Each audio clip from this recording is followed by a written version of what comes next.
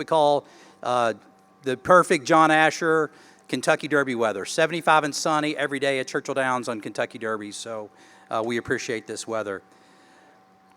On May 17th, 1875, a young jockey named Oliver Lewis, who was just 19 years old at the time, on a horse named Aristides, rode to victory in the very first Kentucky Derby in front of approximately 10,000 fans just behind us. In doing so, he became the first jockey ever to win America's most famous race. And yeah, let's give that applause. So in 1875, this place was called the Louisville Jockey Club. The Kentucky Derby was a mile and a half. Today it's a mile and a quarter. And out of the 15 jockeys in the field, the first race, 13 of the jockeys were African American. That foundation, over 151 years ago, launched what we know today as one of our country's most famous and beloved sporting traditions, the most exciting 2 minutes in sports, the Run for the Roses. And in just 8 weeks ago, we conducted our 152nd consecutive running of the Kentucky Derby, the longest continuously held sporting event in America. In the early years of thoroughbred racing, black horsemen, jockeys, trainers, grooms, and stable hands were among the sport's most accomplished and respected participants. Their skill, courage, and horsemanship helped build the foundation of American racing in what it is today. At Churchill Downs, we believe history should be preserved honestly and completely, and that means celebrating our triumphs while also recognizing all those who contributed to what we have today with our success. In recent years, the Ed Brown Society was formed to celebrate the rich history of the equine industry and create opportunities for talented young people to gain exposure to the industry. So I just real quickly wanted to give out a shout out to Clark Williams. Clark, I saw you around here somewhere. Are you here? And Greg Harbert, I know Greg's not here. Just want to give a shout out to them for their vision, and we are proud to be partners of the Ed Brown Society, and I think we even had some Ed Brown Society graduates here with us today.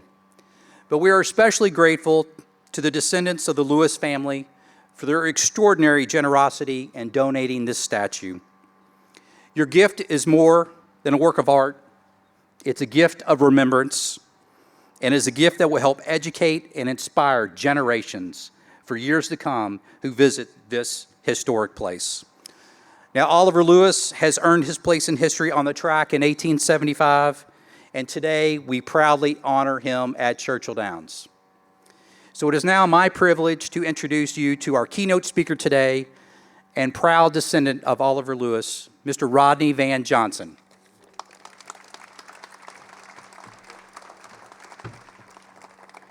How's everybody doing? Everybody knows I'm very shy when it comes to cameras.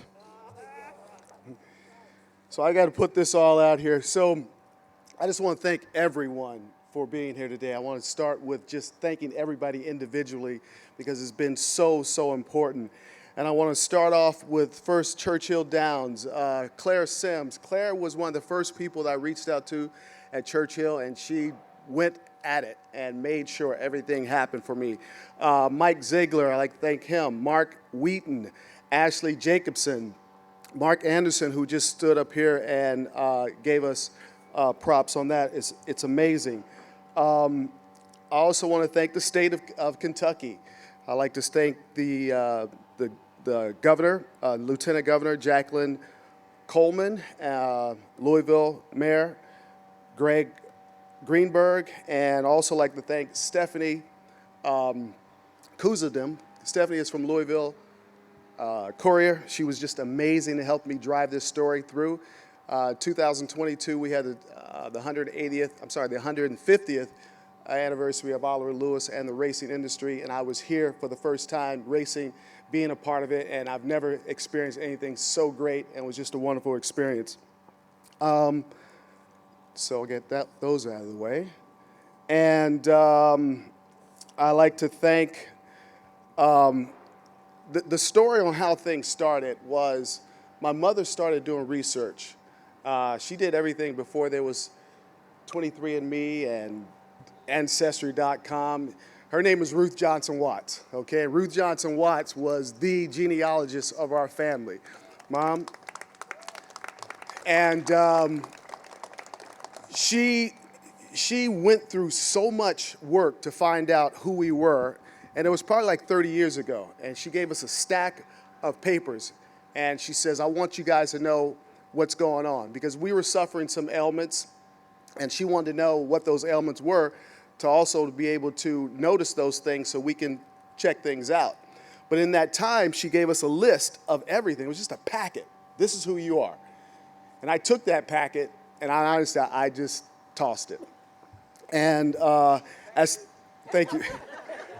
And as things kept going and going and going, my mom is known for keeping what I call junk. And I would always say, throw that out, throw it out. I'm not throwing it out, that's an antique, that's an antique. And I was like, get rid of it. I'm glad she didn't get rid of it, because all these things came to fruition after her research. And then from there, once I got that piece of paper and I started doing my own research and I started to find out who I was and where I came from, everything all started to make sense. And we made a trip down here to Lexington.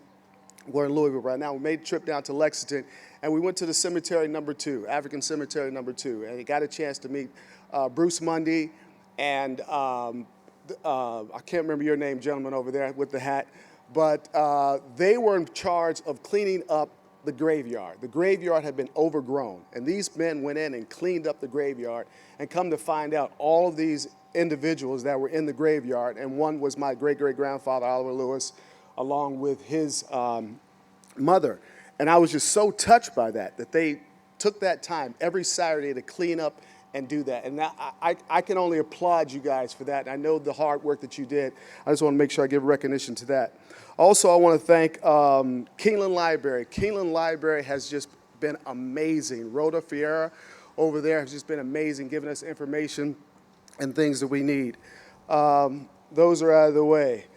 So, the journey. Let's talk about the journey. The journey started for Oliver years ago. And Oliver, I can only imagine what Oliver went through. I can only imagine what the young kids went through. There were so many young children that died on those horses trying to learn how to ride. African-American kids whose tombstones are just there. And those young kids, can you imagine being on a horse at 6 or 7, 8 years old trying to ride? And you got to ride for your family, you got to feed your family, you got to survive for your family, and if you don't, things could happen. And I always say that Oliver had an opportunity to ride in a horseshoe. He always rode, but he would always have to return right back to where he started from. And this is my chance to be able to give back to that.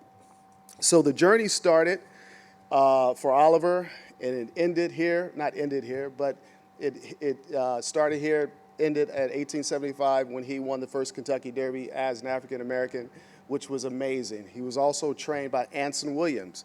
A lot of people don't know that. Anson Williamson was a trainer that was so good that he was able to travel throughout the states with a card, because he was of color, to say that he was worthy to be around and train other people's horses. So all of those people there have just, part of the journey. So getting back to the part of the journey, Oliver Lewis, the idea came in 2022 when I was here for the 150th. And from there, I was like, we got to do more. I have to do more. I was very pleased that the horse was out there, Aristides, however you want to say it. I was happy for that, but I was also just wanting to be able to give recognition to the young men and the women, the blacksmith, the clothiers, everybody who helped Oliver get on that horse. And I wanted to leave something behind for here that other people can remember. And my goal right now, and I think every goal of every black man or everybody in your generation, if you know something about your family's history, go research it. Find out. You can find out there's some amazing things that you may not know about. Find out and research. And you may, too, end up donating a statue from China. China has been amazing to me, okay? We were supposed to deliver this in April. Was it April? Yeah, we were trying to deliver it. Yeah, we were supposed to deliver it in April, but the war happened and everything, and we got delayed. But the journey from creating him, there's only one image of him and that we know of, and that's the image of him standing. And I love the image of him standing with a shirt and a tie on because he was an innovator. As you guys know, he was also one of the people that helped do with handicapping that is still used today. So his legacy continues to go on, and I want to make sure this stays permanent. So from China all the way to here, nights and nights and nights and nights of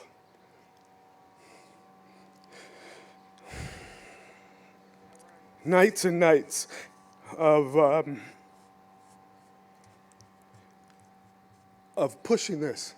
And every time I wanted to give up, the ancestors spoke to me. And they were like, don't give up. Don't stop.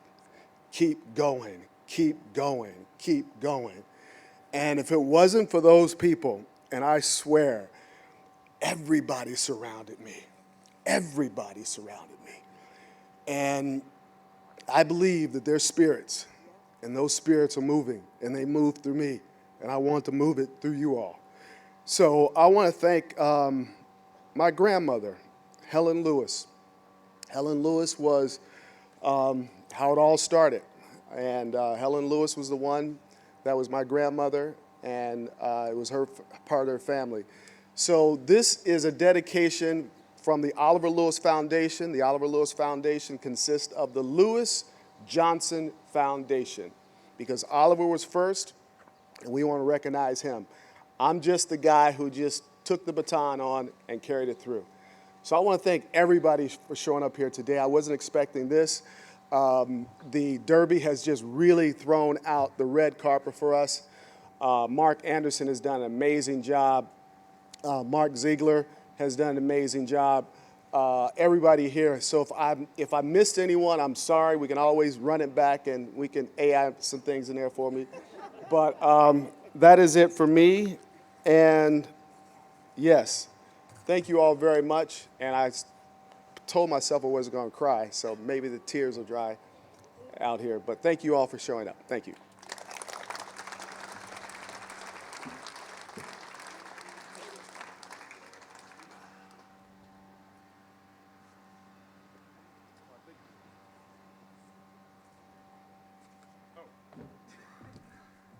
So I'd like to introduce to you now the Lieutenant Governor of Kentucky, Lieutenant Governor Jacqueline Coleman.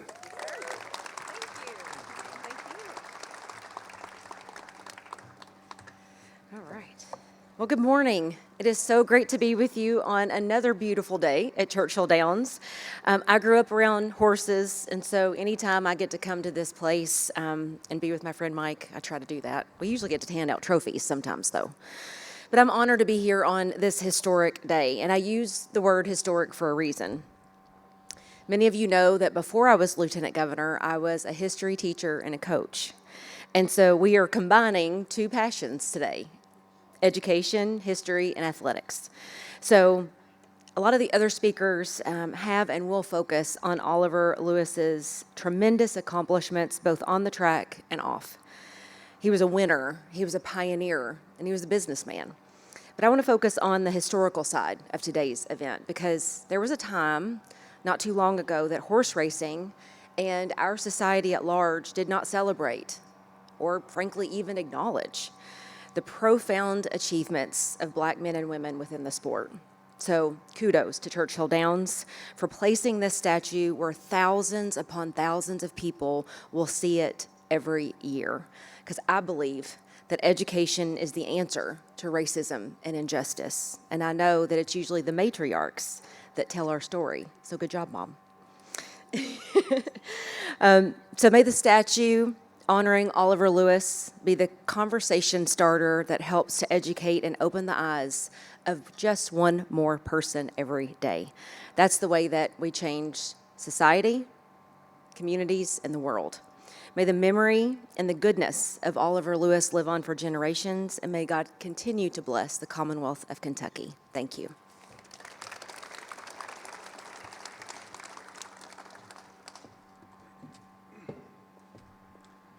I wanted to make sure that I give Danielle of Octane Design Studios a huge round of applause.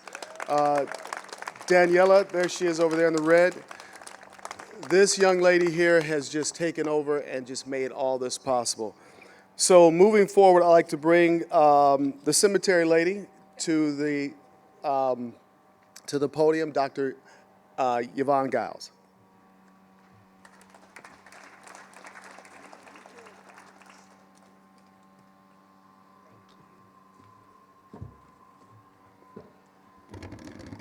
That's my name, Cemetery Lady. Everyone calls me that. My Gmail's the same. So you never get it wrong. This has been my journey for 26 years, working in African Cemetery number 2. And Mr. Cohen, stand up. Mr. Cohen is our chair. He's been with the cemetery 31 years. Started in 1995 with a machete, cutting through all the overgrowth, trying to discover what is there. Our cemetery, as Mr. Johnson had said, was overgrown. Nobody really knew who was there, how long they'd been there, what they had done in the community. So we started cutting the weeds, cleaning it up. When I came in 2000, the guys gave me a weed eater. I handed it back to them. I ain't doing that. I sold my house. It wasn't going to cut grass anymore for any reason. So the whole question was, I'm going to stay. I made a commitment to come 1 hour every Saturday from April through October. But what was I going to do? I found my niche. My thing became the history. At the time, Dr. Ann Butler, who was director of the SESCA program at Kentucky State, was leading the effort to do the research. And she had uncovered 86 horsemen buried in our cemetery. And the one person she was determined to find was Oliver Lewis. We happen to have 3 Oliver Lewises in Lexington, all born about the same time. And she was trying to narrow it down, reading old newspapers, looking for obituaries, trying to find death certificates. And finally, she found the obituary, 1924. Oliver Lewis has died in Cincinnati. His body is being brought back to Lexington for service at Consolidated Baptist Church to be buried in the family lot at African Cemetery number 2. There is a monument with his mother, Eleanor, and his brother, William, on the face of this beautiful marble monument. So we knew that this is where Oliver had come to be with his family. We also knew that his daughter, who had died early in 1907, she was there in the cemetery as well. And the story with making the connection with the family, Dr. Butler tells it. She is no longer with us, but she tells how she discovered the family. Once she finds the obituary, finds all the descendants, then she finds out where he lived in Cincinnati. She gets in her car, drives to Cincinnati, only to discover that the house had been sold and nobody of the family was living there. But she didn't stop there. She canvassed the neighborhood to find out where the family had moved. She shows up at Miss Ruth's house with this story. Do you know Oliver Lewis? Miss Ruth invites her in because she had already started the research, thinking that Dr. Butler might be a relative. And during their conversation, Anne says, I'm just sitting there talking to this lady. She's sharing what she knows about Mr. Lewis, Oliver, just dying, just waiting for my opportunity to tell her that he had won the first Kentucky Derby. So that's how the family became connected to African Cemetery Number 2. They came to make a visit. We were still kind of rugged. 2004, we hadn't done everything we needed, but it looked a whole lot better than the weeds above your head. So from then on, we've stayed in contact with the family, invited them again back to Kentucky to make a visit to see how well we had done, and to continue the research. Dr. Butler died in 2013, and she had tapped me to do the research. I was a sales rep. I didn't have time to spend in the library. But she was insistent, and I listened, and I started, and we've kept going. We now have record of 186 men of the racing industry. 3 of our jockeys in the cemetery won 5 of the 16 Kentucky Derbies.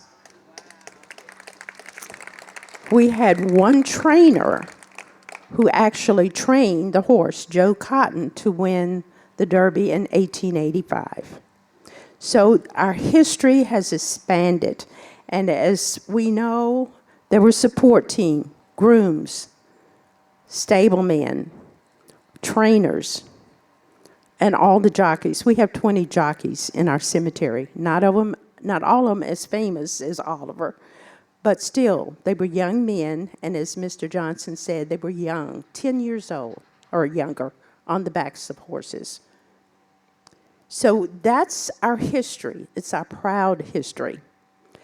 The year that Oliver Lewis was promoted as the winner of the first Derby, there was too much public media that was using the wrong image. I'm not even going to say who it was. The young man they were trying to portray as Oliver was born in Louisiana in 1897. He could not ever have been on a horse in 1875. And I got tired of it dressing it. I'm the old lady in the group, and I asked the cemetery board, can we print T-shirts? And they said yes.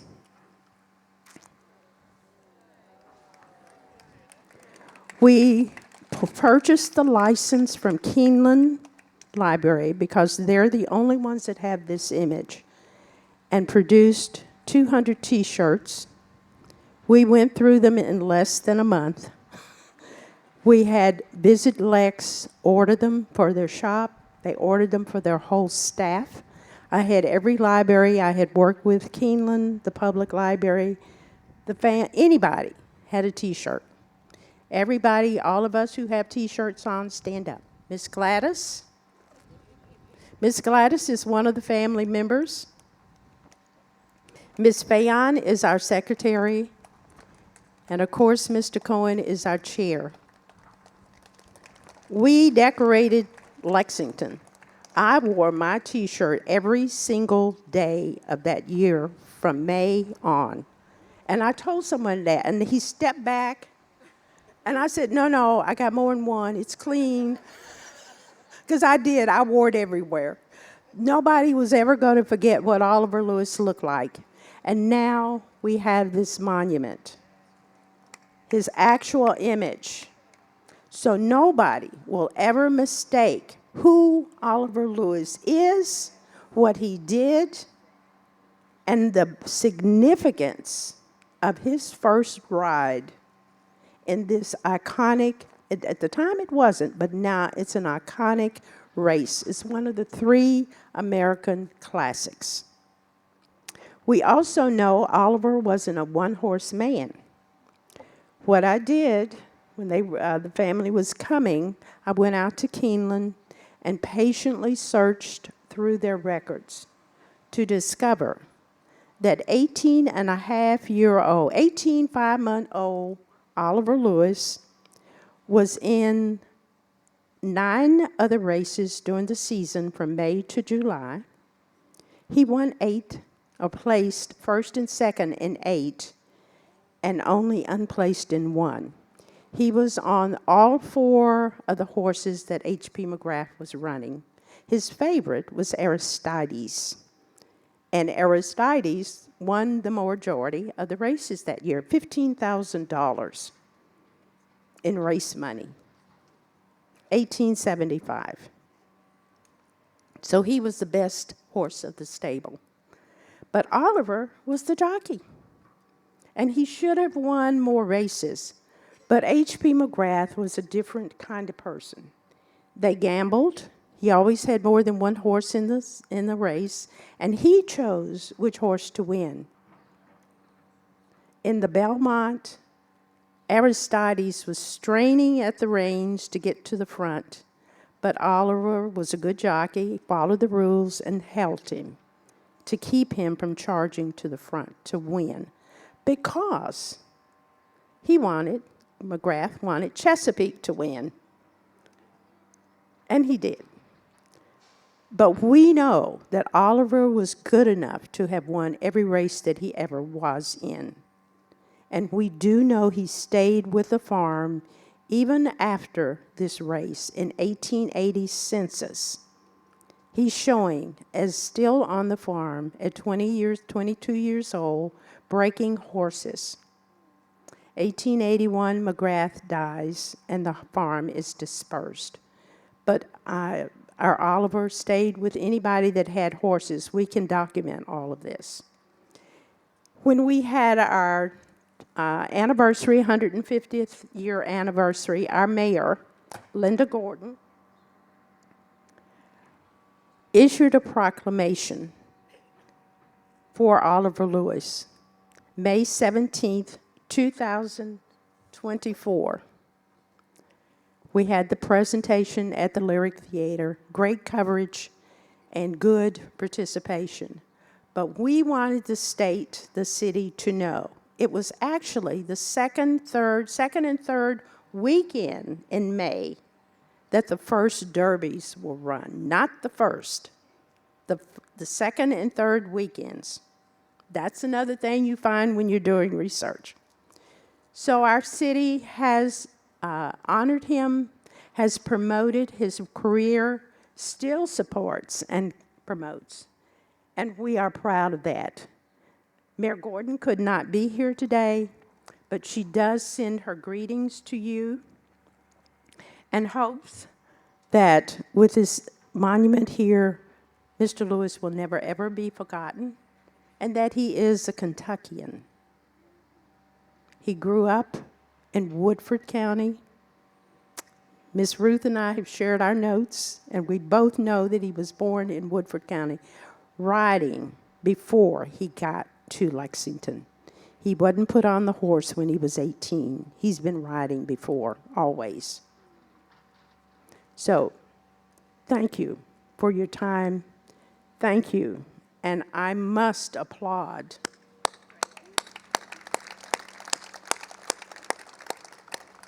this family, this African American family, who has pooled their resources to do this, to set us in history. We are capable. We can, but we have to cooperate. And when a member has a vision that is here, you support that member. And this family has done it. I am proud of them. I'm proud to have known them, to have become acquainted with them. And yes, Rodney, it's okay to cry. Thank you.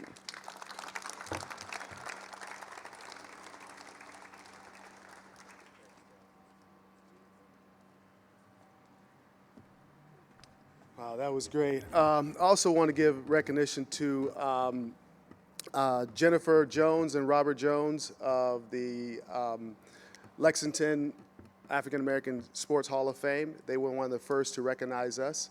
If they're here, can they just stand up for a second? Oh, there they are. Okay. Thank you. Thank you. Okay, we're going to bring up now we're bringing to the stage our mayor, Louisville Mayor Greg Greenberg. Oh, I'm sorry. The deputy mayor. Deputy Mayor. Thank you. Ms. Kemper. I am here on behalf of our Mayor Greenberg.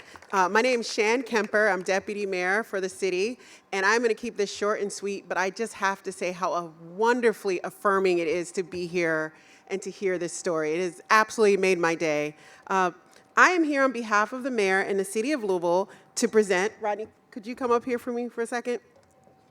A proclamation in honor of Oliver Lewis on behalf of the city. Greetings to all whom these present shall come to know that June 24th, 2026 is hereby proclaimed in Louisville, Kentucky to be Oliver Lewis Day, and I urge all residents to observe this special recognition. Thank you. Oh, no problem, absolutely. Thank you for having us. This is for you.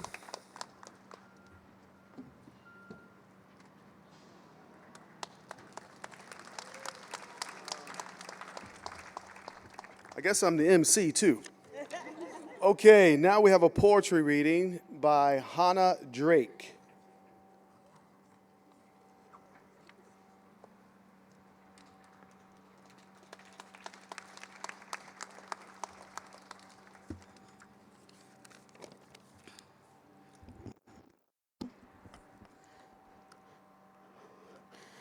Before the roses, before the crowds, before the cameras searched for a winner, there was a young black man, just 19, leaning forward in the saddle, eyes focused on chasing a finish line. May 17th, 1875, that day, he could not know that in 2 minutes and 37.75 seconds, he wouldn't just cross the finish line, but he would ride into history. It has taken over 150 years for many to learn his name. However, there is no telling the history of Churchill Downs without telling the story of Oliver Lewis. Know that Oliver Lewis didn't ride for monuments or statues or for a place in a textbook. Oliver rode because that was the task before him. That was his passion, and the road was never easy. Being first is not without its challenges. He lived in a world of obstacles where talent alone was no guarantee of recognition, where achievement would be celebrated while the people behind it were forgotten. Oliver lived at a time when black excellence was a threat. See, Oliver wasn't just competing in a race. Oliver Lewis picked up an entire race and placed us in the saddle with him and showed the world our brilliance. That moment was about more than a race. It was about possibility. It was about perseverance. It was about saying, I belong here and I will not be denied. It was about what can happen when talent, determination, and opportunity meet. And when the race was won, history remembered the first Kentucky Derby, but it forgot the man. History remembered Aristides, the horse who crossed the finish line first, but it forgot the man. Too few remembered Oliver Lewis, the young black jockey who guided the horse to triumph. Many celebrated the victory, but failed to celebrate the man. Too few spoke the names of black horsemen, groomers, trainers, and stablemen whose knowledge and skills helped build the sport itself. Even Aristides was trained by Ansel Williamson, a man born into enslavement whose mastery of horses helped shape a champion. The Derby remembered the horse. The world remembered the race, but too often it failed to honor the man, and that man was Oliver Lewis. Yet truth has a way of returning. It rises from old newspapers, obituaries, weathered photographs, stories passed down, and voices unwilling to let memory disappear. Truth has a way of recalling names that should have been remembered and telling stories that should have been preserved. Truth has a way of restoring what was lost. So today, we remember the man. Not a footnote, not as an afterthought, but as a champion. Oliver Lewis was a son, a husband, a father, a horseman, a proud black Kentuckian. a man who helped build a legacy that would circle the world. He was Oliver Lewis. He didn't just open a door, he opened a lane that allowed others to gallop right through it. This is more than about bronze and stones. This is an act of remembrance, a declaration that history belongs to all who made it. And so today we do more than honor a winner. We restore a name. We restore a legacy that has endured. We restore Oliver Lewis to his rightful place. May generations know that Oliver was here, that he rode here, and that he won here, and that finally he is restored and remembered as one of the greatest in the greatest 2 minutes in sports. Thank you.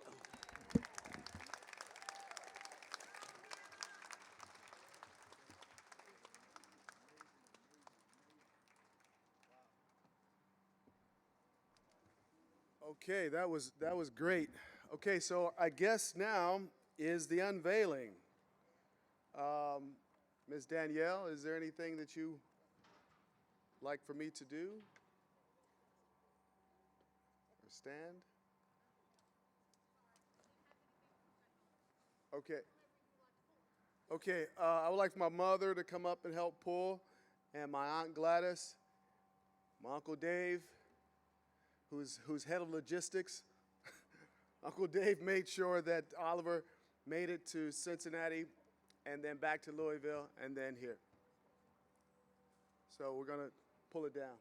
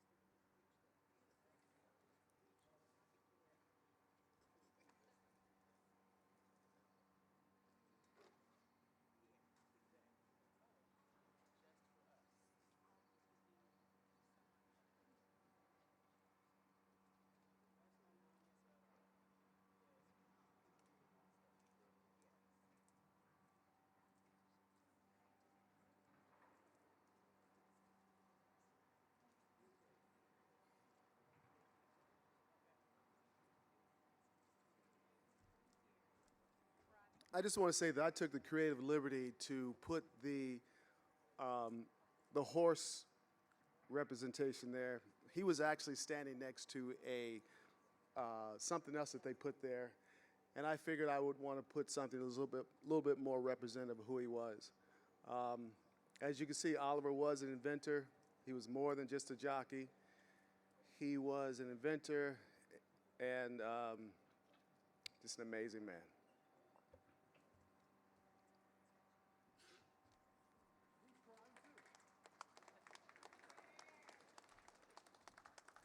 And just one final note on logistics. This is a temporary spot for Oliver. As you can see, the construction down here, the Victory Run, will have a plaza behind it. It's going to be a beautiful garden area behind the new 4-story building that's being constructed. So if you come back in 2 years from now, Oliver will be moved down into the garden areas along with Pat Day, John Asher, and Matt Wynn statues. We'll all be in our garden down further. So 2 years here, temporary location, permanent location down further in a beautiful garden area. Thank you.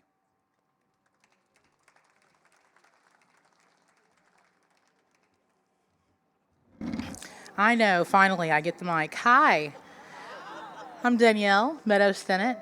I'm with Octane Design Studios and proud coordinator of this amazing event. Thank you all for being here in coordination with Churchill Downs. Thank you. First off, I just want to say, again, thank you. Thank you for believing in the glory of the story, as Rodney and I have often joked about.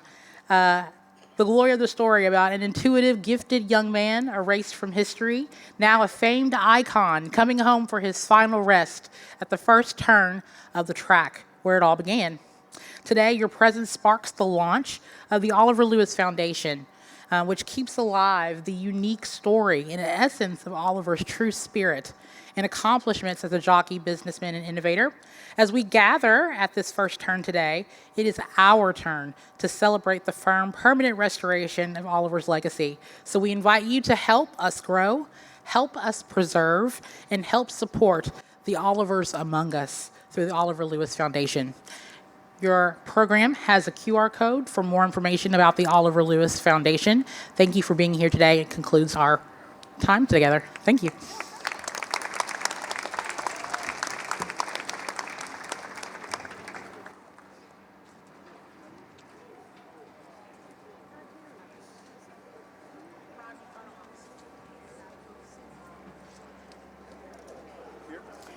There. For photo ops, if you would like one, we will start this line at the red carpet. Thank you.